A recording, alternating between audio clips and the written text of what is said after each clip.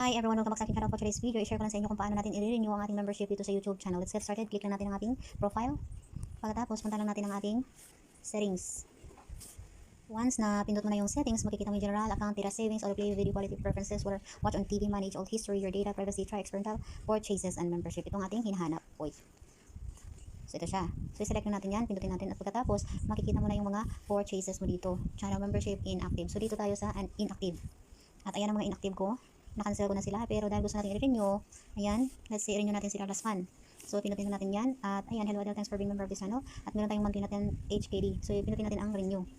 At once na pinut mo na yung renew, makikita mo na yung mga ma-avail mo dito as member sa kanyang YouTube channel. Meaning, monthly, mababawas Alipay mo or gusto mo sa PayPal or sa ATM mo, it's okay. Depende kung ano yung gusto mong i-auto-debit. So ngayon, ang ma-avail natin sa kanya ay once nag-comments tayo sa kanyang live, ayan, next sa ating pangalan, makikita mo ito yung star. 8 na star na yan kasi 8 months na tayo members kanya. Kaso lang, unluckily, na-cancel na natin. So, ito naman ay makikita mo or pwede mong i-comments doon sa kanyang live at ma-identify ka na ikaw yun, member ka kasi mayroong ganito. Ma-identify ka lang yan na nag-member ka sa kanya kasi pag once nag-comments ka sa kanyang live, makikita mo to. Okay? So, yun ang ating ma-avail sa 10 HK. So, kung gusto mong i-upgrade, pwede naman din mo to. At sa baba, merong 30 HKD per month. At wait, meron pa. Yung pinaka mahal. Ito, pero sa 10 lang tayo, okay? So, pinutin na natin ang renew membership.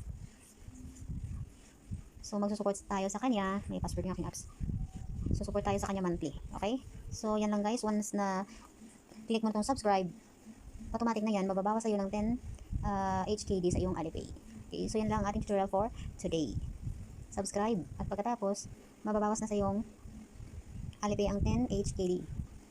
Subscribe back natin to kasi nagpa-member din siya sa akin last few months. Nag-renew din siya yan. It's great to have you as a member. So yun na. Yun ang pinaka-final. C-Perks ka na lang.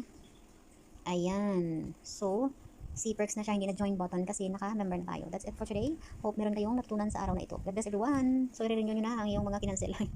Shoutout Dallas Fan. Thank you so much for your support sa aking channel. God bless.